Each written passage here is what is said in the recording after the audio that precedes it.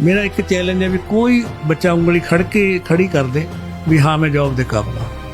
बिना देखे चैलेंज कर रहा भी कोई बच्चा कॉलेज तो निकलन सार करे भी मैं जॉब की काबिलियत रखता।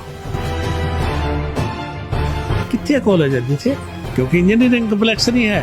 ਉਹੀ है भी एक कापी लैके जाने वाले, कदे मशीन नूं ना देखण वाले। जे किसी ने देखी है तो वो बाबा आदम वेले दी देखी हो। अज दे जमाने की मशीनरी भी किते है नहीं। किहड़े कॉलेजां दी असीं गल करिए? साडे इंजीनियरिंग कंपलैक्स बिल्कुल नहीं हैगे। साडी नौजवानी का भरोसा साडे सिस्टम तो खत्म हो गया। डिग्री नहीं देखनी किसी ने। तुसीं आपदा मोटरसाइकिल ठीक करवाउने हो, तुसीं डिग्री देख के थोड़ी करवाउने हो। घरे बिजली वाला मकैनिक बुलाउने हो, कोई डिग्री थोड़ी देखी है कदे किसी ने। किन्नियां इंजीनियरिंग जॉब ने असीं बाजार 'च काम करवाउने आ, पलंबर की घरे डिग्री देखते हो, ਉਹਦੀ प्रैक्टिस देखी जाती है। ਇੱਥੇ हज़ारां ਦੀ ਤਾਦਾਦ 'ਚ ਬੱਚਾ ਆਉਂਦਾ। ਅਸੀਂ ਪੁੱਛਦੇ ਵੀ ਕੋਈ ਇੱਕ ਕੰਮ ਜਿਹੜਾ ਤੈਨੂੰ ਆਉਂਦਾ ਹੋਵੇ, ਉਹ ਕਹਿੰਦਾ ਜੀ ਨਹੀਂ ਕੁਛ ਨਹੀਂ ਆਉਂਦਾ। ਮੇਰਾ ਇੱਕੋ ਹੀ ਸਵਾਲ ਮੈਂ ਜਿਹੜਾ ਪਹਿਲਾਂ ਕਹਿ ਕੇ ਹਟਿਆ ਵੀ ਉਹ ਕਾਲਜ ਇਹ ਸਾਬਤ ਕਰ ਦੇਣ ਵੀ ਉਹ ਆਪਦੇ ਉਹਨਾਂ ਦੇ ਪੜ੍ਹਾਏ ਹੋਏ ਸਬਜੈਕਟ ਦੇ ਵਿੱਚ ਹੀ ਬੱਚੇ ਗਏ ਨੇ। ਬੱਚੇ ਨੇ ਕੀਤੀ ਇਲੈਕਟ੍ਰੀਕਲ ਇੰਜੀਨੀਅਰਿੰਗ, ਜਾ ਰਿਹਾ ਉਹ ਸੇਲ ਦੇ ਵਿੱਚ। ਕੰਪਿਊਟਰ ਇੰਜੀਨੀਅਰਿੰਗ ਜਾ ਰਿਹਾ ਸੇਲ ਦੇ ਵਿੱਚ। ਕਿੱਥੇ ਇੰਜੀਨੀਅਰਿੰਗ? ਜ਼ਿਆਦਾਤਰ ਬੱਚਿਆਂ ਨੂੰ ਇਹ ਕਿਹਾ ਜਾਂਦਾ ਵੀ ਤੁਸੀਂ ਆਹ ਕਰ ਲਓ, ਬਸ ਇਸ ਤੋਂ ਬਾਅਦ ਤੁਸੀਂ SDO ਲੱਗ ਜਾਓਗੇ, JEE ਲੱਗ ਜਾਓਗੇ ਤੇ 60-70 ਹਜ਼ਾਰ ਤੁਹਾਡੀ ਤਨਖਾਹ ਹੋਊਗੀ, ਘੁੰਮਣ ਵਾਲੀ ਕੁਰਸੀ ਹੋਊਗੀ। ਜਿਹੜਾ ਬੰਦਾ ਇਹ ਗੱਲਾਂ ਦੱਸ ਰਿਹਾ ਤੇ ਉਹਨਾਂ ਨੂੰ ਪੜ੍ਹਾ ਰਿਹਾ ਉਹ ਖੁਦ 15,000 ਰੁਪਏ ਤੇ ਤਨਖਾਹ ਤੇ ਲੱਗਿਆ ਹੋਇਆ। ਇਹ ਸਾਡੀ ਬਦਕਿਸਮਤੀ ਹੈ। ਮੇਰਾ ਅੱਜ ਵੀ ਜੇ ਕੋਈ ਸਟੂਡੈਂਟ ਸੁਣਦੇ ਨੇ, ਮੈਂ ਇੱਕੋ ਹੀ ਕਹਿੰਦਾ ਵੀ ਇੱਕ ਹੁਨਰ, ਸਿਰਫ ਇੱਕ ਹੁਨਰ, ਜੇ ਬਾਹਲੇ ਨਹੀਂ ਸਿੱਖ ਸਕਦੇ, ਕੋਈ ਇੱਕ ਹੁਨਰ ਐਸਾ ਵੀ ਤੁਸੀਂ ਕਿਸੇ ਵੀ ਅਦਾਰੇ ਦੇ ਗੇਟ 'ਤੇ ਜਾ ਕੇ ਖੜੇ ਹੋਵੋ ਤਾਂ ਤੁਹਾਨੂੰ ਬੰਦਾ ਨਾ ਕਹਿਣ ਦੀ ਪੋਜੀਸ਼ਨ 'ਚ ਨਾ ਹੋਵੇ।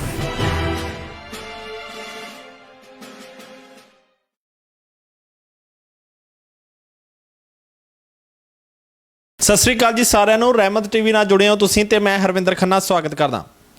ਅੱਜ ਦੇ ਸਮੇਂ ਦੇ ਵਿੱਚ ਨਾ, ਜਿਵੇਂ ਇੱਕ ਮੈਂ ਸ਼ੁਰੂਆਤ ਦੇ ਵਿੱਚ ਗੱਲ ਐਡ ਕਰ ਰਿਹਾ ਕਿ ਪਹਿਲਾਂ ਕੀ ਹੁੰਦਾ ਸੀ, ਜਦੋਂ ਟੀਵੀ ਦੇਖਦੇ ਹੁੰਦੇ ਸੀ ਤਾਂ ਆਪਣੇ ਕੋਲ 2 ਚੈਨਲ ਹੁੰਦੇ ਸੀ, DD1 ਤੇ DD2। ਬਸ ਉਹੀ ਦੇਖ ਲੈਣਾ। ਉਹਦੇ ਉੱਤੇ ਜਾਂ ਰਮਾਇਣ ਆ ਜਾਣੀ, ਜਾਂ ਕਦੇ ਐਤਵਾਰ ਨੂੰ ਕਦੇ ਭਾਈ ਫਿਲਮ ਆ ਜਾਣੀ, ਜਾਂ ਕੋਈ ਸ਼ਕਤੀਮਾਨ ਦੇਖ ਲੈਣਾ। ਚੁਆਇਸਾਂ ਘੱਟ ਹੁੰਦੀਆਂ ਸੀ ਪਰ ਲੋਕ ਸੰਤੁਸ਼ਟ ਹੁੰਦੇ ਸੀਗੇ। ਜੇ ਅੱਜ ਦੇ ਸਮੇਂ ਦੀ ਗੱਲ ਕਰਦੇ ਹਾਂ, ਲੋਕ ਮੈਂ ਕਹਿੰਦਾ ਚੁਆਇਸਾਂ ਇੰਨੀਆਂ ਆ ਗਈਆਂ ਇੰਟਰਟੇਨਮੈਂਟ ਦੇ ਤੌਰ 'ਤੇ ਜੇ ਇੰਟਰਟੇਨਮੈਂਟ ਦੀ ਗੱਲ ਕਰਦੇ ਹਾਂ ਤਾਂ ਦੂਏ ਪਾਸੇ ਜੇ ਪੜ੍ਹਾਈਆਂ ਲਿਖਾਈਆਂ ਦੀ ਗੱਲ ਕਰਦੇ ਹਾਂ ਤਾਂ ਪੜ੍ਹਾਈਆਂ ਲਿਖਾਈਆਂ ਦੇ ਵਿੱਚ ਵੀ ਇੰਨੀਆਂ ਚੁਆਇਸਾਂ ਆ ਗਈਆਂ।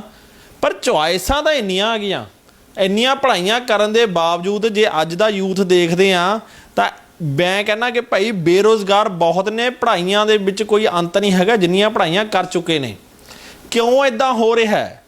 ਕੀ ਲੱਗਦਾ ਹੈ ਕਿ ਸ਼ਾਇਦ ਨੌਜਵਾਨ ਪੀੜ੍ਹੀ ਮਿਸਗਾਈਡ ਹੋ ਰਹੀ ਹੈ, ਜਾਂ ਇੰਝ ਲੱਗਦਾ ਹੈ ਕਿ ਭਾਈ ਉਹਨਾਂ ਨੂੰ ਜਿਹੜੀ ਸਹੀ ਰਾਏ ਨਹੀਂ ਮਿਲੀ, ਉਹਨਾਂ ਦਾ ਜਾਂ ਜੋ ਦਿਲਚਸਪੀ ਸੀ ਜਿਸ ਕੰਮ ਦੇ ਵਿੱਚ, ਜਾਂ ਉਹ ਪੜ੍ਹਾਈ ਨਹੀਂ ਕੀਤੀ, ਜਾਂ ਉਹ ਪੜ੍ਹਾਈ ਕਰਨ ਦੇ ਬਾਵਜੂਦ ਵੀ ਹੈ ਜਿਹੜਾ ਆ ਉਸ ਦੇ ਵਿੱਚ ਕਾਮਯਾਬੀ ਨਹੀਂ ਮਿਲ ਪਾ ਰਹੀ। ਕਿਉਂ ਐਸੇ ਕਾਰਨ ਬਣ ਰਹੇ ਨੇ? ਕਦੇ ਕਦੇ ਤਾਂ ਇੰਝ ਵੀ ਲੱਗਦਾ ਹੈ ਕਿ 4 ਸਾਲ ਇੱਕ ਜੌਬ ਨੂੰ ਦੇਣ ਤੋਂ ਬਾਅਦ ਵੀ ਬੰਦਾ ਇਹ ਸੋਚ ਲੈਂਦਾ ਯਾਰ ਮੈਂ ਆਪਣੀ ਜਿਹੜੀ ਆ ਨੌਕਰੀ ਤੋਂ ਸੰਤੁਸ਼ਟ ਨਹੀਂ ਹੈਗਾ, ਮੈਂ ਤਾਂ ਹੁਣ ਉਰੋਂ ਚਲੇ ਜਾਣਾ। ਬਹੁਤ ਐਸੇ ਸਵਾਲ ਨੇ ਨੌਜਵਾਨਾਂ ਦੇ ਮਨਾਂ ਦੇ ਵਿੱਚ ਵੀ। ਅੱਜ ਉਸੇ ਸਵਾਲਾਂ ਦੇ ਜਵਾਬ ਦੇਣ ਦੀ ਕੋਸ਼ਿਸ਼ ਕਰਾਂਗੇ। ਅੱਜ ਪਿੰਡ ਕੱਕੜਵਾਲ ਪਹੁੰਚੇ ਹਾਂ, ਸਾਡੇ ਨਾਲ ਜੈ ਸਿੰਘ ਧੂਰੀ ਜੀ ਹੋਣਗੇ। ਤੁਸੀਂ ਅਕਸਰ ਇਹਨਾਂ ਦੇ ਵੀਡੀਓਜ਼ ਦੇਖਦੇ ਹੋਵੋਗੇ। ਪਰ ਅੱਜ ਜਿਸ ਟੌਪਿਕ ਦੇ ਉੱਤੇ ਗੱਲ ਕਰਨ ਲੱਗੇ ਹਾਂ ਨਾ, ਇਹ ਬੜਾ ਜ਼ਰੂਰੀ ਹੈ। ਜ਼ਰੂਰੀ ਇਸ ਕਰਕੇ ਹੈ ਕਿ ਆਪਾਂ ਕਹਿ ਦਿੰਦੇ ਹੁੰਦੇ ਹਾਂ ਕਿ ਜਿਹੜਾ ਨੌਜਵਾਨ ਹੁੰਦਾ ਹੈ ਉਹ ਹਰ ਇੱਕ ਦੇਸ਼ ਦੀ ਰੀੜ੍ਹ ਦੀ ਹੱਡੀ ਹੁੰਦੀ ਹੈ। ਜੇ ਤੁਹਾਡਾ ਨੌਜਵਾਨ ਵਧੀਆ ਹੋਊਗਾ, ਵਧੀਆ ਪੜ੍ਹਾਈ ਕਰਦਾ ਹੋਊਗਾ, ਵਧੀਆ ਨੌਕਰੀ ਕਰਦਾ ਹੋਊਗਾ ਤਾਂ ਜਿਹੜਾ ਆ ਉਹ ਦੇਸ਼ ਵੀ ਅੱਗੇ ਵੱਧਦਾ ਆ। ਅੱਜ ਸਾਡੇ ਨਾਲ ਜੈ ਸਿੰਘ ਜੀ ਹੋਣਗੇ, ਸਾਰੀ ਗੱਲਬਾਤ ਕਰਾਂਗੇ। ਵੀਡੀਓ ਅੰਤ ਤੱਕ ਜ਼ਰੂਰ ਦੇਖਣਾ। ਜੈ ਸਿੰਘ ਜੀ ਸਾਡੇ ਨਾਲ ਨੇ। ਸਤਿ ਸ਼੍ਰੀ ਅਕਾਲ ਬਾਈ ਜੀ, ਕੀ ਹਾਲ ਚਾਲ ਨੇ? ਜੀ ਠੀਕ ਹੈ ਜੀ, ਬਹੁਤ ਵਧੀਆ ਜੀ। ਠੀਕ ਠਾਕ ਹੋ? हाँ जी, बहुत मेहरबानी। ਮੇਰਾ ਪਹਿਲਾ ਸਵਾਲ ਬਿਲਕੁਲ ਸਪਸ਼ਟ ਰਹੂਗਾ। ਟ੍ਰੈਂਡ ਬਣਿਆ, ਮੈਂ ਬਾਹਰ ਜਾਣਾ, ਮੈਂ ਕਿਸੇ ਹੋਰ ਦੀ ਗੱਲ ਕੀ ਕਰਾਂ? ਮੈਂ ਜੇ ਪੱਤਰਕਾਰੀ ਵੀ ਕਰ ਰਿਹਾ, ਜੇ ਮੈਨੂੰ ਵੀ ਕੱਲ੍ਹ ਨੂੰ ਕੋਈ ਉੱਠ ਕੇ ਇਹ ਗੱਲ ਕਹਿ ਦੇਵੇ ਕਿ ਚੱਲ ਭਾਈ ਸਾਡੇ ਨਾਲ ਕੈਨੇਡਾ ਚੱਲ ਬਈ ਸਾਡੇ ਨਾਲ ਫਲਾਣੀ ਕੰਟਰੀ ਚੱਲ, ਤਾਂ ਮਿੰਟ 2 ਨਹੀਂ ਲਾਊਂਗਾ ਕਿ ਮੈਂ ਚਲੇ ਜਾਊਂਗਾ। ਕਿਉਂ ਚਲੇ ਜਾਊਂਗਾ? ਇਹ ਮੇਰੇ ਮਨ ਜਿਹੜਾ ਇਹ ਸਵਾਲ ਆ ਨਾ, ਕਿਉਂ ਮੈਂ ਕਿਉਂ ਜਾਣਾ ਚਾਹੂੰਗਾ? ਪਹਿਲੀ ਇਹ ਮੇਰੇ ਮਨ 'ਚ ਤੁਸੀਂ ਮੈਨੂੰ ਹੀ ਦੱਸੋ ਕਿ ਮੈਂ ਕਿਉਂ ਬਾਹਰ ਜਾਣਾ ਚਾਹੂੰ। ਕਾਰਨ ਇਹਦਾ ਹੈ ਵੀ ਸੰਤੁਸ਼ਟੀ ਨਹੀਂ ਹੈ, ਜਾਂ ਤੁਹਾਨੂੰ ਐਂ ਲੱਗਦਾ ਵੀ ਅਸੀਂ ਬਹੁਤ ਪਿਛੜ ਗਏ, ਜਾਂ ਆਪਦੀ ਯੋਗਤਾ ਦੇ ਮੁਤਾਬਕ ਕਿਸੇ ਨੂੰ ਰੁਜ਼ਗਾਰ ਨਹੀਂ ਮਿਲਿਆ। ਸਭ ਤੋਂ ਵੱਡੀ ਸਮੱਸਿਆ ਹੈ ਵੀ ਰੁਜ਼ਗਾਰ ਦੇ ਮੌਕੇ ਤੇ ਪਹੁੰਚੇ ਨਹੀਂ, ਕਿਉਂਕਿ ਰੁਜ਼ਗਾਰ ਇੱਕ ਐਸੀ ਚੀਜ਼ ਹੈ ਜੇ ਉਹਦੇ ਨਾਲ ਦਿਲ ਦੀ ਤਸੱਲੀ ਹੋ ਜੇ ਤਾਂ ਬਾਹਰ ਤੁਹਾਨੂੰ ਨਾਲ ਤਾਂ ਕੋਈ ਕੀ ਲੈ ਜਾਊਗਾ, ਚਾਹੇ ਕੋਈ ਕਰੇਨ ਨਾਲ ਚੱਕ ਕੇ ਵੀ ਨਹੀਂ ਲਿਜਾ ਸਕਦਾ। ਆਪਦੇ ਰੁਜ਼ਗਾਰ ਤੋਂ ਤਸੱਲੀ ਹੋਣਾ ਹੀ ਸਭ ਤੋਂ ਵੱਡਾ ਮੈਟਰ ਕਰਦਾ ਹੈ। ਭਾਜੀ ਇੱਕ ਨਾ ਸਵਾਲ ਮੇਰੇ ਮਨ 'ਚ ਆਉਂਦਾ ਹੈ, ਚਲੋ ਇਹ ਹਾਦਸੇ ਦੇ ਵਿੱਚ ਆਪਾਂ ਚ ਗੱਲ ਕਰ ਲੈਂਦੇ ਆ ਇਹ ਕਿ ਭਾਈ ਜਦੋਂ ਪਹਿਲਾਂ ਕਿਸੇ ਪਿੰਡ ਦੇ ਵਿੱਚ ਜਾਣਾ, ਉੱਥੇ ਜਾ ਕੇ ਕਹਿਣਾ ਕਿ ਉਹ ਫਲਾਣੇ ਰਾਮ ਬਹਾਦਰ ਜੀ ਕਹਾਂ ਰਹਤੇ ਹੈ, ਇੰਜੀਨੀਅਰ ਹੈ ਜੋ, ਤਾਂ ਲੋਕੀ ਕਹਿੰਦੇ ਸੀ ਉਹ ਜਿਹੜਾ ਸਭ ਤੋਂ ਉੱਚਾ ਘਰ ਆ ਨਾ, ਸਭ ਤੋਂ ਵਧੀਆ ਕੋਠੀ ਹੈ, ਉਹ ਇੰਜੀਨੀਅਰ ਨੇ। ਪਰ ਅੱਜ ਦੇ ਸਮੇਂ 'ਚ ਜੇ ਪੁੱਛ ਰਹੀ ਹੈ ਕਿ ਭਾਈ ਇੰਜੀਨੀਅਰ ਤੇ ਜਾਣਾ, ਅਗਲੇ ਨੇ ਕਹਿਣਾ ਯਾਰ ਤੂੰ ਕਿਸੇ ਵੀ ਘਰ 'ਚ ਵੜ ਜਾ, 1-2 ਇੰਜੀਨੀਅਰ ਤਾਂ ਆਰਾਮ ਨਾਲ ਮਿਲ ਜਾਣਗੇ। ਪਰ ਇਹ ਕਿਉਂ ਇੰਜੀਨੀਅਰਿੰਗ ਕਰ ਵੀ ਲੈਂਦਾ, ਪੂਰੀ ਮਨ ਲਾ ਕੇ ਵੀ ਕਰਦਾ, ਪਰ ਨੌਕਰੀ ਨਹੀਂ ਮਿਲ ਪਾਉਂਦੀ। ਅਸਲ ਦੇ ਵਿੱਚ ਇਹ ਵੀ ਇੰਜੀਨੀਅਰ ਨਹੀਂ ਹੈਗੇ। ਮੈਂ ਵੀ ਅੱਜ ਇੱਕ ਬੜੇ ਖੁੱਲ੍ਹੇ ਮਨ ਨਾਲ ਤੁਹਾਨੂੰ ਗੱਲ ਕਹਿਣੀ ਚਾਹੂੰਗਾ ਵੀ ਇੱਕ ਦੌਰ ਐਸਾ ਤੀ, ਜੇ ਤੁਸੀਂ ਸਨ 80-81 ਦੇ ਦੌਰ ਦੇ ਇੰਜੀਨੀਅਰਿੰਗ ਦੀਆਂ ਲਿਸਟਾਂ ਕੱਢੋ, ਜਿੰਨੀਆਂ ਇੰਜੀਨੀਅਰਿੰਗ ਪੋਸਟ ਦੀਆਂ ਆਲ ਇੰਡੀਆ 'ਚ, ਤੁਹਾਨੂੰ ਬਹੁਤ ਜ਼ਿਆਦਾ ਪੋਸਟਾਂ ਦੇ ਉੱਤੇ ਤਕਰੀਬਨ ਪੰਜਾਬੀ ਨਜ਼ਰ ਆਉਣੇ ਤੇ ਮੈਕਸੀਮਮ ਚੰਗੇ ਜਿੱਥੇ ਪਤਾ ਲੱਗਣਾ ਵੀ ਚੀਫ ਇੰਜੀਨੀਅਰ, ਹੋਰ ਵੱਡਾ ਇੰਜੀਨੀਅਰ, ਹੋਰ ਵੱਡਾ ਉਹ ਸਾਰੇ ਤੁਹਾਨੂੰ ਸਰਦਾਰ ਨਜ਼ਰ ਆਉਣ ਤੇ। ਅੱਜ ਕਿਤੇ ਨਹੀਂ ਹੈ, ਕਿਉਂਕਿ ਅੱਜ ਇੰਜੀਨੀਅਰ ਹੈ ਹੀ ਨਹੀਂ। ਕਹਿਣ ਨਾਲ ਸਰਟੀਫਿਕੇਟ ਨਾਲ ਇੰਜੀਨੀਅਰ ਥੋੜ੍ਹੀ ਹੋ ਜਾਊਗਾ। ਇੰਜੀਨੀਅਰ ਕਿੱਤੇ ਨਾਲ ਹੁੰਦਾ ਹੈ, ਉਹਨੂੰ ਆਉਂਦਾ ਹੋਵੇ, ਕੁਛ ਜਾਣਦਾ ਹੋਵੇ ਤਾਂ ਇੰਜੀਨੀਅਰ ਬਣਦਾ। ਜੇ ਕਿਸੇ ਕਾਲਜ ਨੇ ਸਰਟੀਫਿਕੇਟ ਦੇਤਾ ਤੇਰਾ ਮਤਲਬ ਥੋੜ੍ਹੇ ਵੀ ਇੰਜੀਨੀਅਰ ਬਣ ਗਿਆ। ਅੱਜ ਇੰਜੀਨੀਅਰ ਨਹੀਂ ਹੈਗੇ। ਨਹੀਂ ਫਿਰ ਵੀ ਹੁਣ ਜੇ ਆਪਾਂ ਸਾਰਿਆਂ ਨੂੰ ਨਾ ਗਿਣੀਏ, ਕੁਝ ਐਸੇ ਵੀ ਨੇ ਜੋ ਬਹੁਤ ਮਿਹਨਤੀ ਨੇ, ਬੱਚੇ ਬਹੁਤ ਮਿਹਨਤੀ ਨੇ, ਪਰ ਉਹਨਾਂ ਨੂੰ ਕਈ ਵਾਰ ਕੀ ਹੁੰਦਾ ਨਾ, ਇੱਕ ਅਗਲਾ ਕਹਿੰਦਾ ਕਿ ਮੈਂ 3 ਲੱਖ ਰੁਪਈਆ ਇੱਕ ਆਪਣੀ ਪੜ੍ਹਾਈ 'ਤੇ ਲਾਤਾ, 3 ਲੱਖ ਰੁਪਈਆ ਪੜ੍ਹਾਈ 'ਤੇ ਲਾਇਆ, 3 ਸਾਲ ਵੀ ਦਿੱਤੇ, ਪਰ ਮੈਂ 8000 ਦੀ ਜੌਬ 'ਤੇ ਕਿਵੇਂ ਲੱਗ ਸਕਦਾ? ਦੇਖੋ ਗੱਲ ਇਹ ਹੈ ਵੀ ਜਦੋਂ ਬੰਦਾ ਇਹ ਮੰਨਣ ਨੂੰ ਤਿਆਰ ਨਹੀਂ, ਸਭ ਤੋਂ ਵੱਡੀ ਇਨਸਾਨ ਦੀ ਸਮੱਸਿਆ ਇੱਥੇ ਹੋ ਜਾਂਦੀ ਹੈ ਜਦੋਂ ਆਪਦੇ ਫਾਲਟ ਨੂੰ ਖੁਦ ਮੰਨਣ ਨੂੰ ਤਿਆਰ ਨਹੀਂ ਹੁੰਦਾ ਵੀ ਮੇਰੇ 'ਚੋਂ ਕਮੀ ਹੈਗੀ। ਜਿੰਨੇ ਇਹ ਇੰਜੀਨੀਅਰ ਕਹਿੰਦੇ ਨੇ ਵੀ ਅਸੀਂ ਇੰਜੀਨੀਅਰਿੰਗ 'ਤੇ 3 ਲੱਖ ਛੱਡੋ, ਡਿਗਰੀ ਦੇ ਉੱਤੇ 7 ਤੋਂ 8 ਲੱਖ ਰੁਪਇਆ ਲੱਗਦਾ, 4 ਸਾਲ ਦਾ ਵਕਤ ਲੱਗਦਾ। ਉਸ ਤੋਂ ਬਾਅਦ ਮੇਰਾ ਇੱਕ ਚੈਲੰਜ ਹੈ ਵੀ ਕੋਈ ਬੱਚਾ ਉਂਗਲੀ ਖੜੀ ਕਰ ਦੇ ਵੀ ਹਾਂ ਮੈਂ ਜੌਬ ਦੇ ਕਾਬਲ ਹਾਂ। ਬਿਨਾਂ ਦੇਖੇ ਚੈਲੰਜ ਕਰ ਰਿਹਾ ਵੀ ਕੋਈ ਬੱਚਾ ਕਾਲਜ ਤੋਂ ਨਿਕਲਣ ਸਾਰ ਕਹਦੇ ਵੀ ਮੈਂ ਜੌਬ ਦੀ ਕਾਬਲੀਅਤ ਰੱਖਦਾ। ਫਿਰ ਪੜ੍ਹਾਈਆਂ ਕਿਹੜੀਆਂ ਜਾ ਰਹੀਆਂ ਨੇ ਜੇ ਸਟੱਡੀ ਦੀ ਗੱਲ ਕਰਦੇ? ਇਹ ਪਹਿਲੀ ਗੱਲ ਤਾਂ ਇਹ ਵੀ ਮੈਂ ਤਾਂ ਅਕਸਰ ਗੱਲ ਕਰਦਾ ਹੁੰਦਾ ਵੀ ਕਿਸੇ ਸਬਜ਼ੀ ਵਾਲੇ ਤੋਂ 2 ਆਲੂ ਖਰਾਬ ਨਿਕਲ ਜਾਣ 20 ਰੁਪਏ ਦੇ ਲਏ ਹੋਏ, ਉਹਦਾ ਸਿਰ ਪਾੜਨ ਤੱਕ ਜਾਂਦੇ ਆ। ਇੱਥੇ 8 ਲੱਖ ਰੁਪਈਆ ਕਾਲਜ ਨੂੰ ਦੇ ਕੇ ਅਤੇ ਮੁੜ ਕੇ ਕੋਈ ਪੁੱਛਦੇ ਨਹੀਂ ਵੀ ਸਾਡਾ ਕੀ ਕੀਤਾ। ਅਸਲੀਅਤ ਇਹ ਹੈ ਵੀ ਜਿਹੜਾ ਇੰਜੀਨੀਅਰਿੰਗ ਕੰਪਲੈਕਸ ਅਤੇ ਕਾਲਜ ਇਹਨਾਂ ਦਾ ਫਰਕ ਹੁੰਦਾ ਹੈ।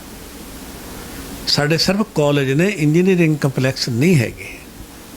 ਇੰਜੀਨੀਅਰ ਕਿੱਥੋਂ ਆ ਜਾਣਗੇ? ਕੋਈ ਇੰਜੀਨੀਅਰਿੰਗ ਕੰਪਲੈਕਸ ਨਹੀਂ ਹੈ, ਇੱਕ ਵੀ ਨਹੀਂ ਹੈ। ਭਾਈ ਮੈਂ ਇਹਦੇ ਨਾਲ ਇੱਕ ਹੋਰ ਗੱਲ ਜੋੜਨਾ ਚਾਹੂੰਗਾ। ਤੁਸੀਂ ਕਹਿੰਦੇ ਹੋ ਕਿ ਕਾਲਜ ਨੇ, ਕਾਲਜ ਦੇ ਵਿੱਚ ਪੜ੍ਹਾਈਆਂ ਨੇ, ਅਗਲਾ ਚਲੋ ਕੁਝ ਲੋਕ ਇਹ ਵੀ ਕਹਿੰਦੇ ਹੋਣਗੇ ਕਿ ਯਾਰ ਪੜ੍ਹਾਈਆਂ ਤਾਂ ਕਰਦੇ ਨੇ, ਜੇ ਕਾਲਜ ਦੇ ਵਿੱਚ ਪੜ੍ਹਾਈਆਂ ਨੇ ਫਿਰ ਆਪਾਂ ITI ਵੀ ਤਾਂ ਦੇਖਦੇ ਹਾਂ, ਉਹਦੇ ਵਿੱਚ ਤਾਂ ਉਹਦੇ ਕੋਲ ਸ਼ਾਇਦ ਇੰਨੀ ਪੜ੍ਹਾਈਆਂ ਕਿਤਾਬੀ ਨਹੀਂ ਹੁੰਦਾ ਜਿੰਨਾ ਹੱਥੀਂ ਕੰਮ ਸਿਖਾਇਆ ਜਾਂਦਾ, ਉਹ 'ਚ ਫਿਰ ਸਹੀ ਨਹੀਂ ਆਉਂਦਾ ਗਾ? ਨਹੀਂ ਹੈਗਾ। ਕਿਵੇਂ? ਕਿੱਥੇ ਨੇ? ਮੈਂ ਅੱਜ ਨੰਗੇ ਚਿੱਟੇ ਇੱਕ ਚੈਲੰਜ ਕਰਦਾ, ਹਜ਼ਾਰਾਂ ਦੀ ਤਾਦਾਦ 'ਚ ਪ੍ਰਾਈਵੇਟ ITI ਖੁੱਲ੍ਹੀ ਹੈ, ਕਿਸੇ ਕੋਲ ਇੰਸਟਰਕਟਰ ਨਹੀਂ, ਕਿਸੇ ਕੋਲ ਬੱਚੇ ਨਹੀਂ, ਐਡਮਿਸ਼ਨਾਂ ਸਾਰਿਆਂ ਕੋਲ ਫੁੱਲ ਨੇ, ਪੇਪਰ ਪੂਰੇ ਹੋਣਗੇ 95% ਤੋਂ ਉੱਤੇ ਨੰਬਰ ਆਉਂਦੇ ਨੇ। ਕਿਹੜੀਆਂ ਗੱਲਾਂ ਕਰਦੇ ਨੇ ਲੋਕ? ਨਹੀਂ ਹੈਗੇ। ਦੂਜੀ ਮੈਂ ਕਾਲਜਾਂ ਦੇ ਮਾਮਲੇ 'ਚ ਕਿਉਂ ਕਿਹਾ, ਕਾਲਜ ਅਸਲ ਦੇ ਵਿੱਚ ਹੁੰਦੇ ਤੇ ਆਰਟਸ ਕਾਲਜ ਜਿੱਥੇ ਸਿਰਫ ਕਿਤਾਬਾਂ ਨੂੰ ਪੜ੍ਹਿਆ ਜਾਂਦਾ ਸੀ, ਉਹਨਾਂ ਨੂੰ ਸਮਝਿਆ ਜਾਂਦਾ ਸੀ। ਜਿਹੜੀਆਂ ਵੀ ਸਾਡੀਆਂ ਪ੍ਰਸ਼ਾਸਨਿਕ ਪੋਸਟਾਂ ਹੈਗੀਆਂ ਨੇ ਉਹਨਾਂ ਦੇ ਉੱਤੇ ਬੱਚੇ ਕੋਈ ਅਫਸਰ ਬਣ ਕੇ ਜਾਂਦੇ ਤੇ ਕੋਈ DC ਬਣ ਕੇ ਜਾਂਦਾ ਤੇ ਕੋਈ SDM ਬਣ ਕੇ ਜਾਂਦੇ, ਕੋਈ ਹੋਰ ਨੌਕਰੀਆਂ। ਪਰ ਇੰਜੀਨੀਅਰਿੰਗ ਕੰਪਲੈਕਸ ਦੇ ਵਿੱਚ ਕੀ ਹੁੰਦਾ ਸੀਗਾ, ਉੱਥੇ ਤਾਂ ਕਾਲੇ ਭੂਤ ਹੁੰਦੇ ਤੇ ਮਸ਼ੀਨਰੀ ਨਾਲ ਘੁਲਣ ਵਾਲੇ, ਉਹਨੂੰ ਖੋਲ੍ਹਣ ਵਾਲੇ, ਜੜਨ ਵਾਲੇ, ਧੁੱਪ ਛਾਂ ਨਾ ਮੰਨਣ ਵਾਲੇ। ਕਿੱਥੇ ਕਾਲਜ ਹੈ ਜਿੱਥੇ? ਕਿਉਂਕਿ ਇੰਜੀਨੀਅਰਿੰਗ ਕੰਪਲੈਕਸ ਨਹੀਂ ਹੈ। ਉਹੀ ਹੈ ਵੀ ਇੱਕ ਕਾਪੀ ਲੈ ਕੇ ਜਾਣ ਵਾਲੇ, ਕਦੇ ਮਸ਼ੀਨ ਨੂੰ ਨਾ ਦੇਖਣ ਵਾਲੇ। ਜੇ ਕਿਸੇ ਨੇ ਦੇਖੀ ਹੈ ਤਾਂ ਉਹ ਬਾਬਾ ਆਦਮ ਵੇਲੇ ਦੀ ਦੇਖੀ ਹੋਊ। ਅੱਜ ਦੇ ਜ਼ਮਾਨੇ ਦੀ ਮਸ਼ੀਨਰੀ ਵੀ ਕਿਤੇ ਹੈ ਨਹੀਂ। ਕਿਹੜੇ ਕਾਲਜਾਂ ਦੀ ਅਸੀਂ ਗੱਲ ਕਰੀਏ? ਸਾਡੇ ਇੰਜੀਨੀਅਰਿੰਗ ਕੰਪਲੈਕਸ ਬਿਲਕੁਲ ਨਹੀਂ ਹੈਗੇ। ਸਾਡੀ ਨੌਜਵਾਨੀ ਦਾ ਭਰੋਸਾ ਸਾਡੇ ਸਿਸਟਮ ਤੋਂ ਖਤਮ ਹੋ ਗਿਆ। ਹੁਣ ਬੱਚਿਆਂ ਨੂੰ ਲੱਗਦਾ ਵੀ ਅਸੀਂ 8 ਲੱਖ ਰੁਪਈਆ ਲਾਤਾ, 4 ਸਾਲ ਲਾਤੇ, ਤੇ ਜਦੋਂ ਉਹ ਕਿਸੇ ਕਮਰਸ਼ੀਅਲ ਅਦਾਰੇ 'ਚ ਆਉਂਦਾ ਹੈ, ਕੋਈ ਸ਼ੱਕ ਨਹੀਂ ਵੀ ਉਹਨੂੰ 7-8 ਹਜ਼ਾਰ ਤੋਂ ਵੱਧ ਦੀ ਜੋਬ ਆਫਰ ਨਹੀਂ ਹੁੰਦੀ, ਜਦ ਕਿਸੇ ਦਿਹਾੜੀਆ 13 ਜਾਂ 14 ਹਜ਼ਾਰ 'ਤੇ ਰੱਖਦੇ ਆ। ਕਾਰਨ ਇਹ ਹੈ ਵੀ ਉਹ 8 ਹਜ਼ਾਰ ਦੀ ਵੀ ਕਾਬਲੀਅਤ ਨਹੀਂ ਰੱਖਦਾ। ਕਾਬਲੀਅਤ ਫਿਰ ਵੀ ਨਹੀਂ, ਉਹਨੂੰ ਫਿਰ ਰੱਖਿਆ ਕਿਸ ਕੰਮ 'ਤੇ ਜਾਂਦਾ ਹੈ ਵੀ ਪਲਾਂਟ ਦੇ ਵਿੱਚ ਬੋਰੀਆਂ ਗਿਣ ਲੈ, ਆਹ 2 ਕੁ ਮੇਲੇ ਹੀ ਕੱਢ ਦੇ। ਯਾਨੀ ਕਿ ਉਹ ਕੰਮ ਜਿਹੜਾ ਇੰਜੀਨੀਅਰਿੰਗ ਦੇ ਨਾਲ ਸ਼ਾਇਦ ਥੋੜ੍ਹਾ ਜਿਹਾ ਕਿਤੇ ਜੁੜਿਆ ਹੋਵੇ, ਜ਼ਿਆਦਾ ਨਹੀਂ। ਮੇਨ ਇੰਜੀਨੀਅਰਿੰਗ ਸਟਰੀਮ ਦੇ ਵਿੱਚ ਸਾਡੇ ਬੱਚੇ ਹੈ ਹੀ ਨਹੀਂ। ਪਰ ਭਾਈ ਇੱਕ ਸਵਾਲ ਉਰੇ ਇਹ ਉੱਠਦਾ ਹੈ ਕਿ ਬੱਚਾ ਚਾਹੁੰਦਾ ਏ ਕਿ ਮੈਂ ਆਪਣਾ ਭਵਿੱਖ ਵਧੀਆ ਬਣਾਵਾਂ, ਪੜ੍ਹਦਾ ਏ, ਨੰਬਰ ਲੈਂਦਾ ਏ, ਮਿਹਨਤ ਕਰਦਾ ਏ, ਬੱਚਾ ਆਪਣੀ ਪੂਰਾ 100 ਕੀ ਆਪਾਂ ਮੈਂ ਕਹਿੰਦਾ 100 ਤੋਂ ਵੀ ਵੱਧ ਆਪਣੇ % ਦਿੰਦਾ ਹੈ, ਫਿਰ ਗਲਤੀ ਹੁੰਦੀ ਕਿੱਥੇ ਹੈ? ਪਹਿਲੀ ਗੱਲ ਤਾਂ ਜਿਹੜੀ ਇੰਜੀਨੀਅਰਿੰਗ ਹੈ ਪਰਸੈਂਟਾਂ 'ਚ ਨਹੀਂ ਮਾਪੀ ਜਾਂਦੀ ਹੁੰਦੀ। ਸਭ ਤੋਂ ਵੱਡੀ ਮਾਰ ਇੱਥੇ ਗੱਲ ਹੈ, ਨਾ ਪੜ੍ਹਦੇ ਨੇ ਅਤੇ ਨਾ ਹੀ ਮਿਹਨਤ ਕਰਦੇ ਨੇ। ਜਿਹਨੂੰ ਅਸੀਂ ਮਿਹਨਤ ਕਰਦੇ ਹਾਂ, ਕਰਨ ਦੀ ਗੱਲ ਕਰਦੇ ਹਾਂ, ਕਿਉਂਕਿ ਇੰਜੀਨੀਅਰਿੰਗ ਹੱਥਾਂ ਦੀ ਪ੍ਰੈਕਟਿਸ ਨਾਲ ਨਾਪੀ ਜਾਂਦੀ ਹੈ। ਮੈਂ ਆਹ ਇੱਕ ਚੀਜ਼ ਹੈ, ਇਹਨੂੰ ਮੈਂ 50 ਵਾਰ ਖੋਲ੍ਹ ਕੇ ਸਹੀ ਤਰੀਕੇ ਨਾਲ ਫਿੱਟ ਕਰਦਾ। ਇਹ ਪ੍ਰੈਕਟਿਸ ਹੈ। ਇੱਕ ਬੰਦਾ 10 ਘੰਟੇ ਲਾ ਕੇ ਵੀ ਮਾੜਾ ਮੋਟਾ ਪਾਰਟ ਇਹਦਾ ਟੁੱਟ ਜੂ ਤਾਂ ਵੀ ਫਿੱਟ ਨਹੀਂ ਹੁੰਦਾ। ਆਈਟਮ ਤਾਂ ਫਿੱਟ ਹੀ ਹੋਈ ਹੈ ਨਾ, ਕਿਉਂਕਿ ਉਹਦੀ ਪ੍ਰੈਕਟਿਸ ਨਹੀਂ ਹੈ। ਇੱਥੇ ਪ੍ਰੈਕਟਿਸ ਨਹੀਂ ਹੁੰਦੀ, ਕਿਸੇ ਵੀ ਕੰਮ ਦੀ ਪ੍ਰੈਕਟਿਸ ਨਹੀਂ ਹੁੰਦੀ। ਇੱਥੇ ਕੀ ਹੁੰਦਾ ਹੈ, ਕਿਤਾਬਾਂ 'ਚ ਪੜ੍ਹਿਆ, ਸਾਡਾ ਬੱਚਿਆਂ ਦਾ ਮਕਸਦ ਹੁੰਦਾ ਹੈ ਮਾਰਕ ਸਬਟੇਨ, ਅਸੀਂ ਵੱਧ ਤੋਂ ਵੱਧ ਪਰਸੈਂਟੇਜ ਲਈਏ। ਪਰਸੈਂਟੇਜ ਦਾ ਇੱਕੋ ਹੀ ਤਰੀਕਾ ਹੈ, 6 ਮਹੀਨਿਆਂ ਦਾ ਸਮੈਸਟਰ ਉਹਨਾਂ ਨੇ ਸਪੀਡ ਨਾਲ ਪੜ੍ਹਨਾ ਹੈ, ਛਾਂਟ ਕੇ ਪੜ੍ਹਨੇ ਵੀ ਇਹ 'ਚੋਂ ਪੇਪਰ ਆਊ, ਇੱਕ ਇਹ 'ਚੋਂ ਇੱਕ ਆਊ, ਇਹ 'ਚੋਂ ਪੇਪਰ ਆਊਗਾ। ਜਦੋਂ ਪੇਪਰ ਆਊ ਦੇਖਦੇ ਨੇ, ਮਸ਼ੀਨਰੀ ਥੋੜ੍ਹੀ ਸਿੱਖ ਰਹੇ ਨੇ ਉਹ। ਅਤੇ ਸਹੀ 6 ਮਹੀਨੇ ਬਾਅਦ ਸਮੈਸਟਰ ਦੇ ਪੇਪਰ ਹੋ ਗਏ। ਪੇਪਰ ਖ਼ਤਮ ਹੋਣ ਸਾਰ ਉਹ ਪਿਛਲਾ ਡਾਟਾ ਖ਼ਤਮ, ਅਗਲਾ ਸਮੈਸਟਰ ਫਿਰ ਸ਼ੁਰੂ ਹੋ ਜਾਂਦਾ ਹੈ। ਪਿਛਲਾ ਡਾਟਾ ਖ਼ਤਮ, ਅਗਲਾ ਫਿਰ ਸ਼ੁਰੂ ਹੋ ਜਾਂਦਾ ਹੈ। ਸਿਤਮ ਹੁੰਦਾ ਹੈ ਵੀ ਜਦੋਂ 8 ਸਮੈਸਟਰ ਤੋਂ ਬਾਅਦ ਆਖਰੀ ਵਾਰ ਦਾ ਡਾਟਾ ਵੀ ਬੱਚੇ ਤੋਂ ਡਿਲੀਟ ਹੀ ਹੋ ਜਾਂਦਾ ਹੈ, ਕਿ ਹੈਪਚੁਅਲ ਹੋ ਚੁੱਕਿਆ ਹੁੰਦਾ। ਜਦੋਂ ਸਾਡੇ ਕੋਲ ਬੱਚੇ ਇੱਥੇ ਹਜ਼ਾਰਾਂ ਦੀ ਤਾਦਾਦ 'ਚ ਬੱਚਾ ਆਉਂਦਾ, ਅਸੀਂ ਪੁੱਛਦੇ ਵੀ ਕੋਈ ਇੱਕ ਕੰਮ ਜਿਹੜਾ ਤੈਨੂੰ ਆਉਂਦਾ ਹੋਵੇ, ਉਹ ਕਹਿੰਦੇ ਜੀ ਨਹੀਂ, ਕੁਛ ਨਹੀਂ ਆਉਂਦਾ।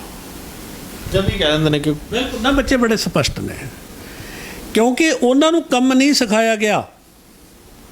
ਉਹਨਾਂ ਨੂੰ ਉਹ ਬੇਸਰਪੈਰੀ ਪੜ੍ਹਾਈ ਕਰਾਈ ਗਈ ਹੈ ਜਿਹੜੀ ਮਾਰਕਸ ਲੈਣ ਤੱਕ ਮਤਲਬ ਰੱਖਦੀ ਹੈ, ਟ੍ਰੇਨਡ ਕਰਨ ਤੱਕ ਨਹੀਂ। ਹੁਣ ਜਿਹੜਾ ਸਵਾਲ ਹੈ ਵੀ 8000 ਦੀ ਨੌਕਰੀ ਕਿਉਂ ਮਿਲਦੀ ਹੈ? ਕਿਉਂਕਿ ਕੋਈ ਵੀ ਜਿਹੜਾ ਅਦਾਰਾ ਹੈ ਜਿਹੜਾ ਉਹਨੂੰ ਰੁਜ਼ਗਾਰ ਦੇਊਗਾ, ਉਹਨੇ ਉਸ ਕੰਮ ਦੇ ਬਦਲੇ ਕੰਮ ਲੈਣਾ ਹੈ, ਪੈਸੇ ਦੇ ਬਦਲੇ ਕੰਮ ਲੈਣਾ ਹੈ। ਪੈਸੇ ਦੇਣੇ ਨੇ ਤਾਂ ਕੰਮ ਲਏਗਾ। ਪਰ ਉਹ ਸਮੱਸਿਆ ਜਦੋਂ ਆ ਕੇ ਇੱਕ ਗੱਲ ਮੈਂ ਤੁਹਾਨੂੰ ਪੁੱਛਣੀ ਚਾਹੁੰਦਾ, ਤੁਸੀਂ ਮੇਰੇ ਲਈ ਇੱਕ ਕੰਮ ਲਈ ਆਏ ਹੋ ਅਤੇ ਮੈਂ ਤੁਹਾਨੂੰ ਕਹਾਂ ਵੀ ਦੱਸੋ ਜੀ ਕੀ ਕਰ ਸਕਦਾ, ਤੁਸੀਂ ਕਹੋ ਵੀ ਮੈਨੂੰ ਕੰਮ ਤਾਂ ਨਹੀਂ ਜੀ ਆਉਂਦਾ, ਮੇਰੇ ਕੋਲ ਡਿਗਰੀ ਜ਼ਰੂਰ ਹੈ। ਡਿਗਰੀ ਨਹੀਂ ਦੇਖਣੀ ਕਿਸੇ ਨੇ। ਤੁਸੀਂ ਆਪਦਾ ਮੋਟਰਸਾਈਕਲ ਠੀਕ ਕਰਾਉਂਦੇ ਹੋ, ਤੁਸੀਂ ਡਿਗਰੀ ਦੇਖ ਕੇ ਥੋੜ੍ਹੀ ਕਰਾਉਂਦੇ ਹੋ। ਘਰੇ ਬਿਜਲੀ ਵਾਲਾ ਮਕੈਨਿਕ ਬੁਲਾਉਂਦੇ ਹੋ, ਕੋਈ ਡਿਗਰੀ ਥੋੜ੍ਹੀ ਦੇਖੀ ਹੈ ਕਦੇ ਕਿਸੇ ਦੀ। ਕਿੰਨੀਆਂ ਇੰਜੀਨੀਅਰਿੰਗ ਜੋਬ ਨੇ ਜਿਹੜੇ ਅਸੀਂ ਬਾਜ਼ਾਰ 'ਚ ਕੰਮ ਕਰਾਉਂਦੇ ਹਾਂ। ਪਲੰਬਰ ਦੀ ਘਰੇ ਡਿਗਰੀ ਦੇਖਦੇ ਹੋ, ਉਹਦੀ ਪ੍ਰੈਕਟਿਸ ਦੇਖੀ ਜਾਂਦੀ ਹੈ। ਪ੍ਰੈਕਟਿਸ ਨੂੰ ਮੁੱਲ ਪੈਂਦਾ ਹੈ। ਜਿਹੜਾ ਹੱਥਾਂ ਦਾ ਕਾਰੀਗਰ ਹੈ, ਅੱਜ ਉਹ 50-50 ਹਜ਼ਾਰ ਰੁਪਏ ਨੂੰ ਆਰਾਮ ਨਾਲ ਹੱਥ ਲਾ ਦਿੰਦੇ ਨੇ, ਅਤੇ ਇੱਕ ਡਿਗਰੀ ਹੋਲਡਰ 8000 ਅਤੇ 8000 ਵੀ ਹੋ ਜਾਂਦਾ ਵੀ ਚੱਲ ਇਹਨੂੰ ਅੰਗਰੇਜ਼ੀ ਆਉਂਦੀ ਹੈ ਮਾੜੀ ਮੋਟੀ, ਇਹ ਆ ਲਿਖ ਦੂ, ਆ ਪੜ੍ਹ ਦੂ। ਜਾਣੀ ਕਿ ਉਹਨੂੰ ਇੱਕ ਨੋਨ ਪ੍ਰੋਡਕਟਿਵ ਕੰਮਾਂ 'ਤੇ ਹੀ ਲਗਾਇਆ ਜਾਂਦਾ।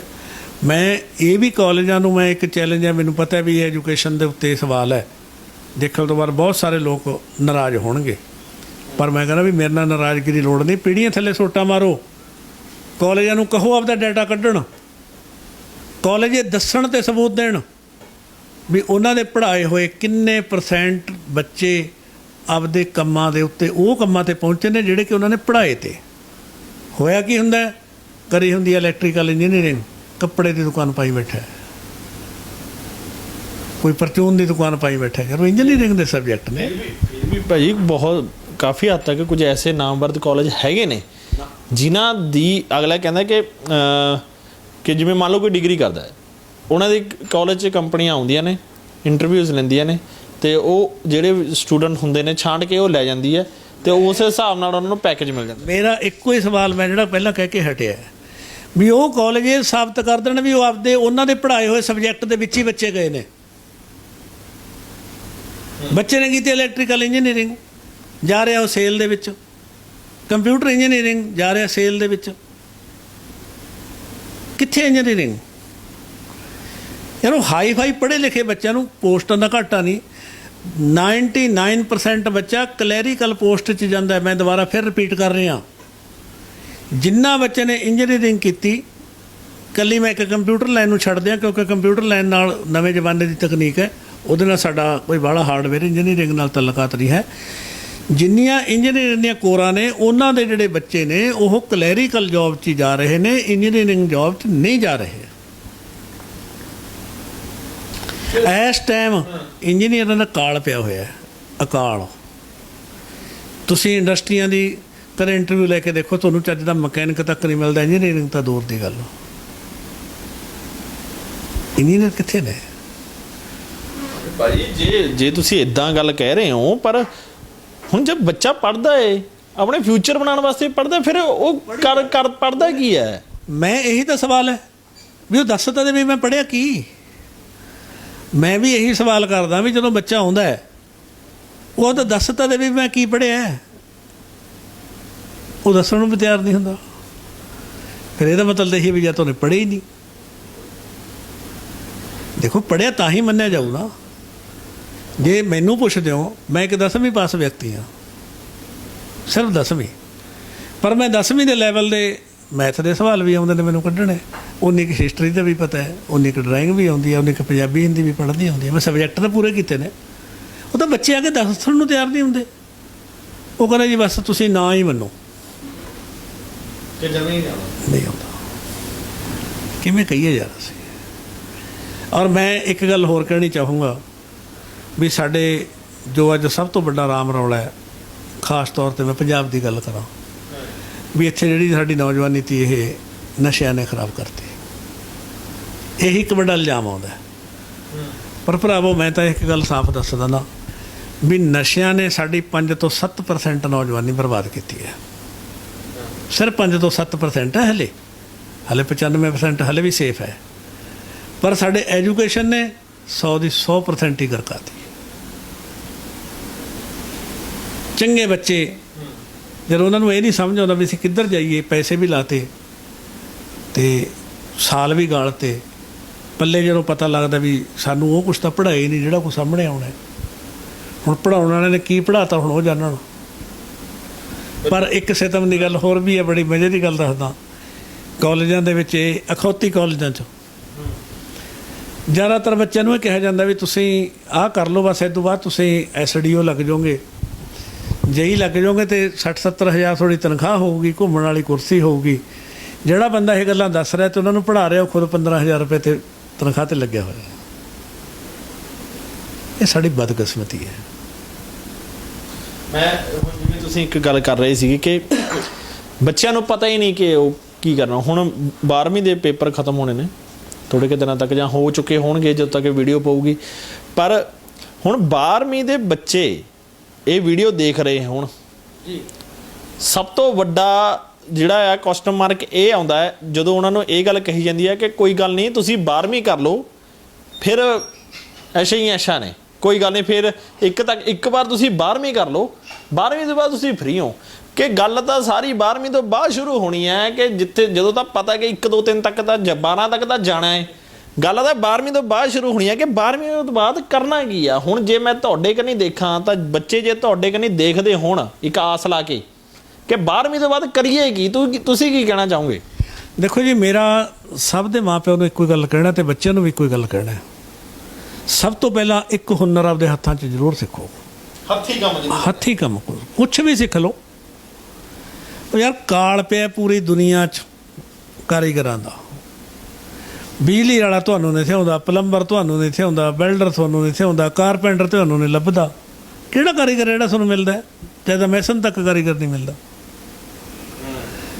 ਹੱਥੀਂ ਕੰਮ ਪਹਿਲਾਂ ਸਿੱਖੋ। ਜੋ ਫੋਰਨ ਦਾ ਕਲਚਰ ਹੈ, ਵਿਦੇਸ਼ਾਂ ਦਾ ਕਲਚਰ ਹੈ, ਵਿਦੇਸ਼ਾਂ ਦੇ ਵਿੱਚ ਕੀ ਹੈ, 10ਵੀਂ ਤੱਕ ਦੀ ਪੜ੍ਹਾਈ ਕੰਪਲਸਰੀ ਹੈ, ਮਾਂ ਬਾਪ ਆਪਦੇ ਸਿਰ 'ਤੇ ਕਰਾ ਦਿੰਦੇ ਨੇ। 10ਵੀਂ ਤੋਂ ਬਾਅਦ ਜਿਹੜਾ ਬੱਚੇ ਨੇ ਗਾਹਾਂ ਪੜ੍ਹਨਾ ਉਹ ਆਪਦੇ ਦਮ ਤੇ ਪੜ੍ਹਦਾ, ਮਤਲਬ ਉਹ ਨਾਲ ਕੰਮ ਕਰਦਾ ਤੇ ਨਾਲ ਉਹ ਪੜ੍ਹਾਈ ਕਰਦਾ।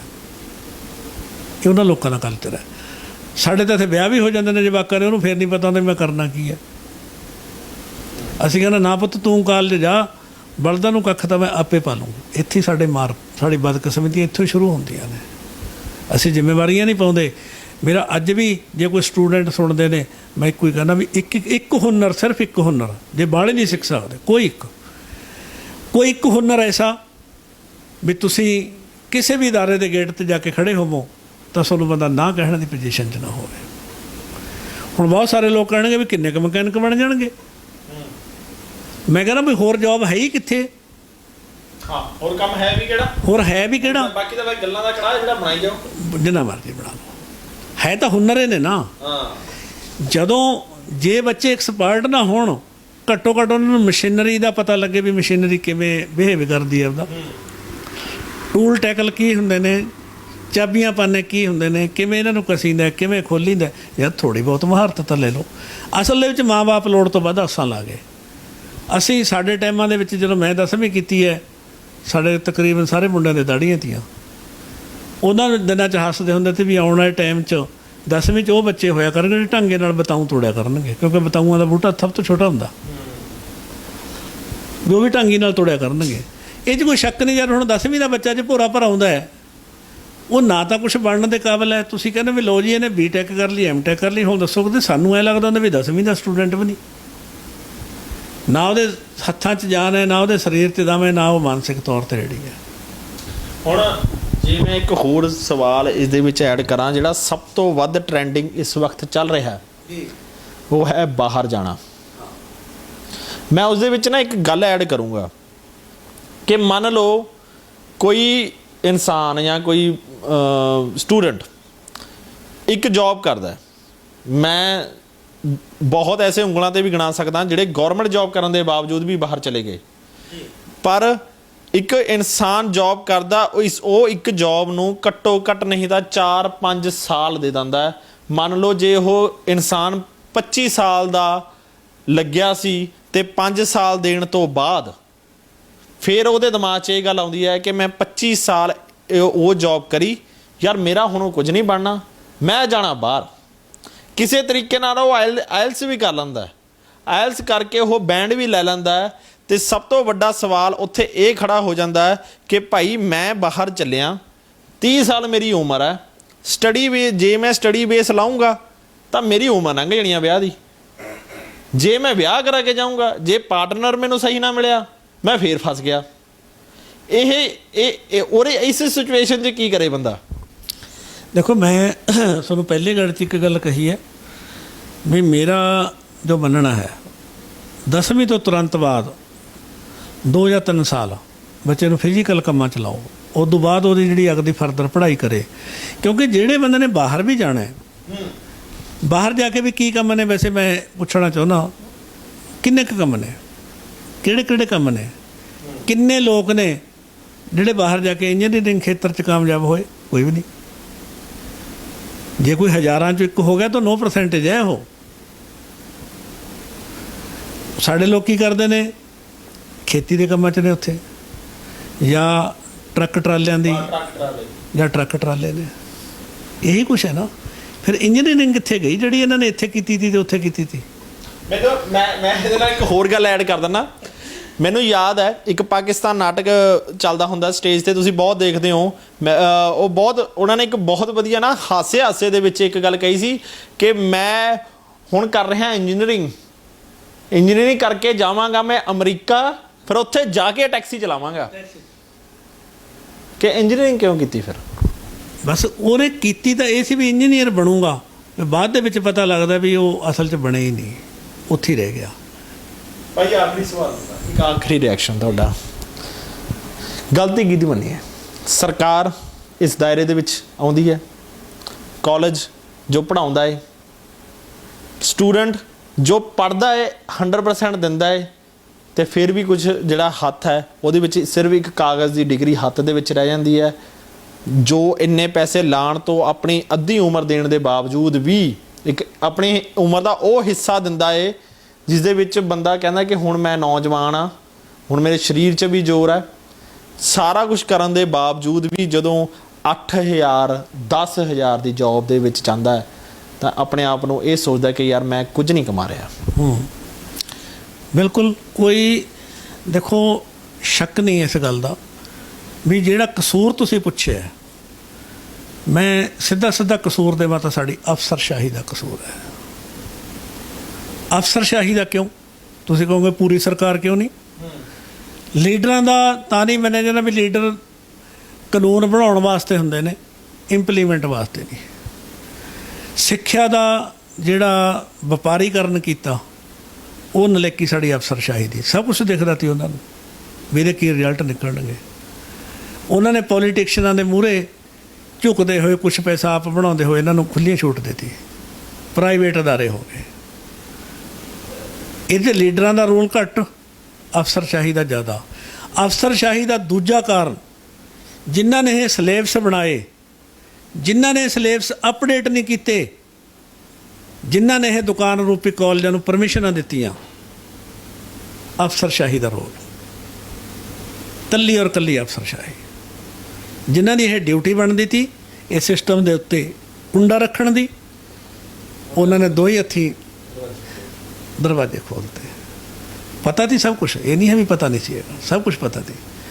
ਮੈਂ ਅੱਜ ਵੀ ਗੱਲ ਕਰਾਂ ਵੀ ਮੈਕਸੀਮਮ ਤੁਸੀਂ ਪੁੱਛਿਆ ਵੀ ITI ਦੇ ਵਿੱਚ ਤਾਂ ਪੜ੍ਹਦੇ ਨੇ ਜਵਾਕ, ਕਾਲਜਾਂ 'ਚ ਪੜ੍ਹਦੇ ਨੇ, ਉਹਦਾ ਸਰਕਾਰੀ ਨੇ ਕਿਤਾਬਾਂ ਫੋਲ ਕੇ ਦੇਖੋ, ਕਿਤਾਬਾਂ ਦੇ ਵਿੱਚ ਅੱਜ ਵੀ 1960-65 ਦਾ ਸਿਲੇਬਸ ਚੱਲਿਆ ਫਿਰ ਰਿਹਾ।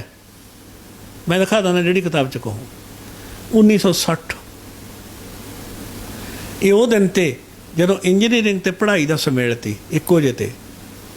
ਟੈਕਨੋਲੋਜੀ ਬਦਲਦੀ ਗਈ, ਕਿਤਾਬਾਂ ਉੱਥੇ ਖੜੀਆਂ ਰਹੀਆਂ ਨੇ, ਪੜ੍ਹਾਉਣ ਵਾਲੇ ਉੱਥੇ ਖੜ੍ਹੇ ਰਹੇ, ਉੱਥੋਂ ਹੀ ਪੜ੍ਹੇ ਉੱਥੇ ਪੜ੍ਹਾਉਣ ਲੱਗੇ, ਉੱਥੋਂ ਹੀ ਪੜ੍ਹੇ ਉੱਥੇ ਪੜ੍ਹਾਉਣ ਲੱਗੇ। ਉਹ ਤਾਂ ਅਪਡੇਸ਼ਨ ਵਾਲੇ ਟਾਈਮ 'ਚ ਗਈ ਨਹੀਂ ਕਿਸੇ ਪਾਸੇ, ਬਾਹਰ ਨਿਕਲ ਕੇ ਦੇਖੇ ਨਹੀਂ ਕਿ ਕੀ ਸੀਗਾ। ਉਹਨਾਂ ਨੂੰ ਆਪਦਾ ਰੁਜ਼ਗਾਰ ਤੱਕ ਮਤਲਬ ਸੀ, ਆਪਣੀ ਤਨਖਾਹ ਤੱਕ ਮਤਲਬ ਸੀ।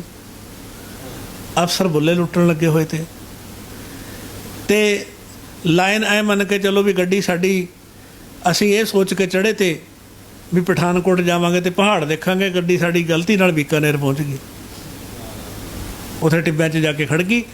ਹੁਣ ਅਸੀਂ ਬੈਠੇ ਆਲੇ ਦੁਆਲੇ ਦੇਖੀ ਜਾਂਦੇ ਵੀ ਪਹਾੜ ਤੱਕ ਤਾਂ ਦੀਂਦਾ ਨਹੀਂ, ਕਿਉਂਕਿ ਟਰੈਕ ਹੀ ਗਲਤ ਆ ਗਿਆ। ਬਿਲਕੁਲ ਦਰਸ਼ਕ ਦੇਖ ਰਹੇ ਹੋਣਗੇ, ਬਹੁਤ ਐਸੇ ਸਟੂਡੈਂਟ ਹੋਣਗੇ, ਐਸੇ ਮਾਪੇ ਵੀ ਹੋਣਗੇ, ਕਿਉਂਕਿ ਮੈਂ ਇੱਕ ਗੱਲ ਜਾਣਦਾ ਹੁੰਦਾ ਕਿ ਮਾਪਿਆਂ ਨੂੰ ਆਪਣੇ ਬੱਚਿਆਂ ਦੇ ਫਿਊਚਰ ਨੂੰ ਲੈ ਕੇ ਬੜਾ ਹੀ ਉਹ ਦੁਬਿਧਾ ਦੇ ਵਿੱਚ ਰਹਿੰਦੇ ਨੇ, ਟੈਨਸ਼ਨ ਦੇ ਵਿੱਚ ਰਹਿੰਦੇ ਨੇ ਕਿ ਭਾਈ ਮੇਰੇ ਬੱਚੇ ਦਾ ਜਿਹੜਾ ਆ ਫਿਊਚਰ ਵਧੀਆ ਹੋਵੇ। ਕਹਿੰਦੇ ਮਾਂ-ਬਾਪ ਕਹਿੰਦੇ ਮਾਂ ਤਾਂ ਸੌਂਦੀ ਵੀ ਨਹੀਂ ਹੁੰਦੀ, ਜੇ ਕੱਲ੍ਹ ਨੂੰ ਜਵਾਕ ਦਾ ਐਗਜ਼ਾਮ ਵੀ ਹੋਵੇ ਨਾ ਕਿ ਇਮਤਿਹਾਨ ਆ ਮੇਰੇ ਪੁੱਤ ਦਾ, ਕਿ ਮੈਂ ਉਹਨੂੰ ਸਵੇਰੇ ਛੇਤੀ ਉਠਾਉਣਾ ਵੀ ਆ, ਉਸੇ ਚੱਕਰ ਦੇ ਵਿੱਚ ਉਹ ਵਿਚਾਰੀ ਸਾਰੀ ਰਾਤ ਨਹੀਂ ਸੌਂਦੀ ਕਿ ਮੈਂ ਆਪਣੇ ਪੁੱਤ ਨੂੰ 4 ਵਜੇ ਠਾਲ ਕੇ ਪਹਿਲਾਂ ਪੜ੍ਹ ਲਵੇ, ਫਿਰ ਭਾਈ ਪੇਪਰ ਵੀ ਦੇਣਾ, ਫਿਰ ਗਾਹਾਂ ਵਧੀਆ ਨੰਬਰ ਲੈ ਜਾਵੇ, ਚੱਲ ਇਹਦਾ ਕੁਛ ਬਣ ਜਾਊਗਾ।